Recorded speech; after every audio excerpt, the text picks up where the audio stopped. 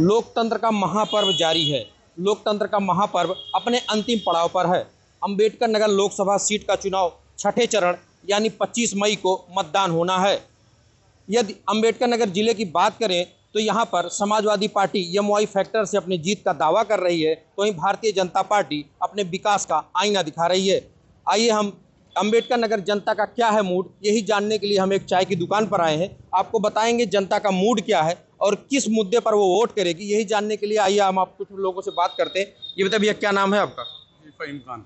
फ़हीम अली। क्या मुद्दा है चुनाव का? चुनावी मुद्दा भैया यही है कि रोज़गार होना चाहिए और विकास बहुत ज़रूरी है।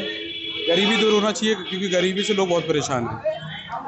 प्लस एजुकेशन पे ज़्यादा जोर देना चाहिए और नौकरियों के लिए, रोज़गार के लिए ज़्यादा जोर देना चाहिए। यही हमारा चुनावी मुद्दा है। जैसे भारतीय जनता पार्टी से रितेश पांडे हैं, तो आपको क्या लगता है इस समय सीटिंग सांसद भी हैं, कितना विकास किया उन्होंने? जी, विकास तो हुआ है, उन्होंने किया है, ऐसा नहीं है, पर उनसे और उम्मीद है। और उम्मीद है जी। और सपा प्रत्याशी लालजी वर्मा ने क्या किया है या क्या उम्मीद है उनसे? जी, उनका तो उतना मुझे आइडिया नहीं है, बट ठीक ही है, सबका अपना। लेकिन जो भी आए बेहतर करें और बेहतर की अपेक्षा करते हैं। आइए और लोगों से बात करते हैं। जनता का मूड क्या लग रहा है आपको? जनता का मूड क्या लग रहा है आपको? जनता का मूड तो वही उठिए ना, ही पड़ी 24 घंटा समय में तो बदलना था आदमी। एक मिनट में बदल जाता है, अंदर जात बदल जाता है, तो कौन मूड बताया जाए। बाबू जी, क्या नाम है आपका? नसीम अहमद। ये बताइए क्या मुद्दे हैं चुनाव के इसमें? मुद्दे हम लोग ये चाहते हैं जो तरक्की करे यहाँ का है। नहीं तो इस समय भारतीय जनता पार्टी से रितेश पांडे हैं, यहाँ पर प्रत्याशी सपा से लालजी वर्मा, तो क्या लगता है आपको कितना विकास इन लोगों ने किया और क्या चाहते हैं आप? विकास तो दोनों जगह से होगा, उन्होंने भी किया, इन्होंने भी किया। राम मंदिर मुद्दा होगा कहीं चुनाव में? हो सकता है उसका हो मतलब। क्या नाम है भैया आपका? सोनू यादव। ये बताइए क्या मुद्दे हैं चुनाव के? चुनाव के मुद्दे बेरोजगारी है, महंगाई है, भ्रष्टाचार है, इलेक्टोरल बॉन्ड का बहुत बड़ा मुद्दा है और यहाँ से लालजी वर्मा बहुत बम्पर वोट से चुनाव जीत रहे हैं। अच्छा, बसपा से पहले सांसद हुए थे रितेश पांडे, इसमें भाजपा प्रत्याशी हैं, तो क्या लगता है उन्होंने अपने सांसद क्षेत्र में क्या विकास किया? क्या रितेश पांडे को हम लोगों ने वोट किया था और उनके साथ चला था, लेकिन वो शीशा बंद करके निकलते थे, कभी शीशा उनका खुला नहीं है 5 साल। और लखनऊ से दिल्ली, दिल्ली से लखनऊ, अम्बेडकर नगर आते थे, शीशा उनका ऑन नहीं होता था और जनता ने पूरा मन बना लिया, उनको बुरी तरीके से हराने जा रहे हैं। क्या नाम है आपका बाबू? धर्मेंद्र कुमार। क्या मुद्दे हैं चुनाव के अंबेडकर नगर लोकसभा से? मुद्दे महंगाई है, बेरोजगारी है और 10 बार उत्तर प्रदेश में पेपर लीक हो चुका है। बेरोजगारी बहुत बड़ा मुद्दा है। अंबेडकर नगर से समाजवादी पार्टी के प्रत्याशी माननीय लालजी वर्मा बहुत बड़े अंतर से चुनाव जीतने जा रहे हैं। उन्होंने अंबेडकर नगर में काम भी बहुत किया है मंत्री रहते हुए, और सबसे बड़ा काम मेडिकल कॉलेज अंबेडकर नगर में दिया है, जो बिना किसी भेदभाव के, बिना किसी जात पात के उस मेडिकल कॉलेज में पूरे अंबेडकर नगर के लोग दवा इलाज कराते हैं। आपका क्या नाम भैया? भैया हमारा नाम सुरेंद्र कुमार है। क्या मुद्दे हैं चुनाव के, क्या चाहते हैं आप सर? हमारा तो एकमात्र मुद्दा है ओपीएस बहाल हो, और संयोग से बीजेपी के एजेंडे में है नहीं, इसलिए हम आप ओपीएस की मांग करते हैं।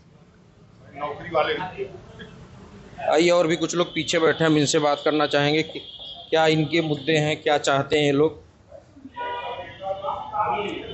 बहुत क्या नाम है आपका? सतीश कुमार दुबे। ये बताइए चुनाव चल रहा है, क्या मुद्दा होगा इसमें? मुद्दा यही होगा, सुशासन होगा, सुरक्षा होगी और पब्लिक को और क्या चाहिए। लाइट हो गई, लाइट की व्यवस्था पूरी चल रही है और बिजली की व्यवस्था बढ़िया चल रही है, पानी की व्यवस्था चल रही है। तो और क्या चाहते हैं इस सरकार से? नहीं, इस तरह क्या सरकार से क्या, और आदमी के जो महत्वपूर्ण जो मूलभूत आवश्यकताएं हैं गवर्नमेंट ये पूरा कर रही है। जैसे स्वास्थ्य के मामले में भी हम लोग देखते हैं अम्बेडकर नगर में आपको 1 रुपये की दवा खरीदने की ज़रूरत नहीं। अगर आप हॉस्पिटल जाते हैं, आप प्राइवेट में चले जाते हैं तो आपको चाहे जो हो जाए, लेकिन ये है प्राइवेट हॉस्पिटल में भी बहुत खूबसूरत व्यवस्था है। विकास हुआ है, खूब तगड़ा विकास हुआ है, जिधर देखिए उधर विकास हुआ है। विकास की कोई कमी नहीं रही। हम लोग तो बार बार यही चाहेंगे कि इस सरकार को। बाबू जी, आपका क्या नाम है? चाय की चुस्की ले रहे हैं, क्या मुद्दे हैं आपके चुनाव के? ये भैया मुद्दे क्या, मुद्दे तो हमेशा रहते हैं, कोई भी चुनाव हो, कोई इस बार क्या मुद्दा है? अब मुद्दा क्या है, पिछला जो कार्यकाल था ठीक है ठाक है, और उसमें क्या कहना था। राम मंदिर मुद्दा है, फैक्टर है, राम मंदिर फैक्टर है, मुद्दा है। नहीं देखिए, धार्मिक मुद्दा कोई मुद्दा थोड़ा होता है, चुनाव धार्मिक थोड़ा लेता जाता है। पिछला कार्यकाल जो होता है उसको देख के मतलब चुनाव, धार्मिक तो अपनी जगह पे है। विकास मुद्दा है, विकास मुद्दा है, धार्मिक मुद्दा ये तो सदियों से चला आ रहा है। हाँ, एक चीज़ है कि ये बन जाने से जो चुनावी में धार्मिक वाला चल रहा था, वो एक चीज़ तो ख़त्म हो गई। अब नहीं कोई मुद्दा रहेगा अगले चुनाव में। मान लीजिए इस चुनाव में लोग कहते हैं ये मुद्दा वो मुद्दा धार्मिक मुद्दा, अगले चुनाव में तो ऐसा होगा नहीं। फिर देखिए, विकास के ऊपर चुनाव होता है, धार्मिक तो भाई कहने के लिए लोग अपना नहीं, वो बसपा से ऑलरेडी सांसद हैं, फिर भारतीय जनता पार्टी की बात नहीं है। देखिए, पार्टी की बात नहीं है, किसी से भी तो सांसद या विधायक थे तो उनका कार्यकाल ठीक है था, अब भविष्य में ठीक है रहेगा। जातीय मुद्दा रहेगा अम्बेडकर नगर में। देखिए, जाति मुद्दा वो सब जाति मुद्दा क्या है? अब आप एक चीज़ बताइए, जब बीएसपी में ये लोग थे तो कौन सा जाति मुद्दा था? ये सब चुनाव है, चलता रहता है सब। आपको क्या लगता है जातीय मुद्दा इसमें रहेगा कि नहीं? देखिए, हम तो ये, क्योंकि हम लोगों का अपना एक नारा है जो भारतीय संस्कृति रही है, जो सभ्यता रही है कि वसुधैव कुटुम्बकम की, हम लोग तो ऐसा मानते हैं संपूर्ण विश्व हमारा अपना परिवार है, और जाति और धर्म को लेकर के हम लोग कोई चर्चा ना करना चाहते हैं, और ना ही कुछ ऐसा कुछ दिखाई ही देता है हम लोगों के जीवन में कि कोई जातीय बात को लेकर के, केवल ये वाद है और उसके अलावा कुछ होता नहीं। केवल इसको लेकर के राजनीतिक पार्टियां इसको उस्का करके जातियों में, धर्म में लोगों के एक दूसरे को भटकाते हैं, और कुछ है नहीं। सरकार 5 किलो राशन का दावा कर रही है कि जनता को हम राशन दे रहे हैं, खाने की व्यवस्था हो रही, क्या लगता है आपको? देखिए, सही बात तो ये है, सरकारें ना तो किसी को कुछ देती हैं, अगर ईमानदार सरकार आ जाती है तो किसी से कुछ लेती भी नहीं है। देखिए, सारा संपूर्ण धन और पैसा जो भी है, चाहे अनाज हो गया, चाहे गल्ला हो गया, ये सब हमारे देश की जो जनता है जिसके कठिन परिश्रम से उत्पादित होता है, वही होता है। उसको एक सरकार जिसको चुन दिया जाता है, उस सारे पैसों को, उसकी सारी व्यवस्था को कैसे मैनेज करती है, किसको देना है, कहाँ से कहाँ ले जाना है, ये केवल मैनेज करती है। एक मैनेजमेंट का रोल अपनाती है गवर्नमेंट ना तो किसी को कुछ दे सकती, उसके पास ये सामर्थ्य नहीं है।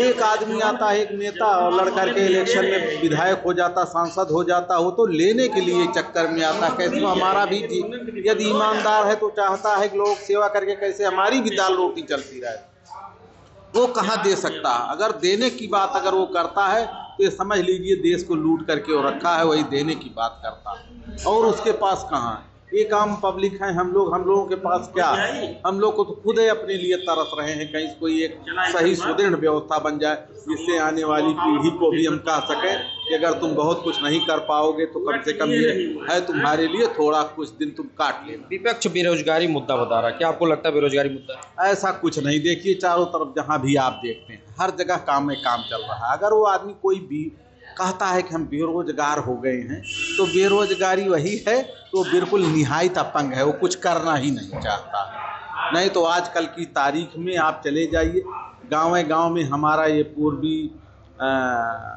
उत्तर प्रदेश है। कभी पश्चिम के लोगों को सुना जाता था कि पश्चिम उत्तर प्रदेश में घरों में, गाँव में स्कॉर्पियो खड़ी है। आज हमारे यहाँ भी स्कॉर्पियो खड़ी है, हर आदमी बढ़िया खा पी रहा है, जी रहा है। सबसे अहम बातें क्या थी कि कोई इंडस्ट्रीज़ को चलाने के लिए या खेती बाड़ी किसानी के लिए भी जैसे बिजली का होना बहुत ज़रूरी था। गांव में लोग सही तरीके से आवागमन कर सकें, सड़क का होना बहुत ज़रूरी था।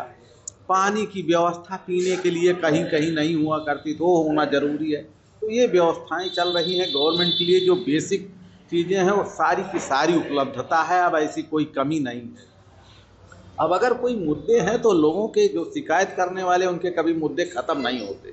हम तो पूरी तरीके से संतुष्ट है, अब इतना ज़्यादा संतुष्ट है, मुझे लगता है कि मैं ईश्वर को धन्यवाद करूं कि ऐसे जैसे धरती पर मैंने जन्म लिया है और ऐसे सरकार इस समय काम कर रही है। यहाँ कोई किसी को गुंडा दबंगई नहीं रह गई है, कोई किसी से छीना झपटी नहीं रह गई है। बहुत आनंद का जीवन जी रहे हैं। हम तो बड़ा सुखमय अपने आप को समझते हैं। इतना सुखी ईश्वर ही कभी किसी को देता है। बाहर की बात करें, चाहे सीरिया की और कहीं पाकिस्तान की और जगह जगह की बात करें, कोई किसी को सुनने के लिए तैयार नहीं। टैक्स इतने बढ़ा दिए गए हैं कि कपड़ा धोने के लिए लोग एक बट्टी रिन का साबुन भी नहीं ले पाते। भैया वो स्थितियां हैं जहां लोग आटा दाल नहीं खरीद पा रहे हैं। हम तो बहुत सुखी हैं। हमको तो ऐसा लगता है जैसे हमारे जैसा कोई सुखी ही नहीं है। तो कहीं ना कहीं लोगों का मानना है कि विकास भी मुद्दा है। एक और भाई साहब हैं, इनसे भी बात करने के बाद, क्या नाम है भैया आपका? विनय पांडे भाई साहब। ये बताइए, अम्बेडकर नगर जिले का मुद्दा क्या है चुनावी? कोई मुद्दे नहीं भाई साहब। रितेश पांडे युवा नेता हैं, पढ़े लिखे हैं, बढ़िया काम किए हैं ज़िले में। जनता एक तरफ से उनके साथ लगी हुई है, लाखों वोट से वो चुनाव जीत रहे हैं। और जहाँ तक मुद्दे की बात है, हमारे यहाँ एक गारंटी, मोदी की गारंटी चल रही है, वो काम कर रहा है। और रितेश पांडे अच्छा काम किए हैं, फील्ड में कहीं भी रहे हों अच्छा काम किए हैं, जनता उनके साथ। विपक्ष का मुद्दा है बेरोजगारी। क्या लगता है आपको, बेरोजगारी है? नहीं, बेरोजगारी पहले से ही है। अभी 10 साल में बेरोजगारी आई नहीं है। बेरोजगारी पहले से है। हाँ, थोड़ा है कि कुछ है, इसको हम मानते हैं, लेकिन वो भी ख़त्म हो जाएगी जी। तो लोगों का कहीं ना कहीं मानना है कि बेरोजगारी भी मुद्दा है। और अब देखने वाली बात होगी कि रितेश पांडे अपनी सीट को बचा पाते हैं या नहीं। न्यूज़ 18 के लिए मनीष वर्मा, अम्बेडकर नगर।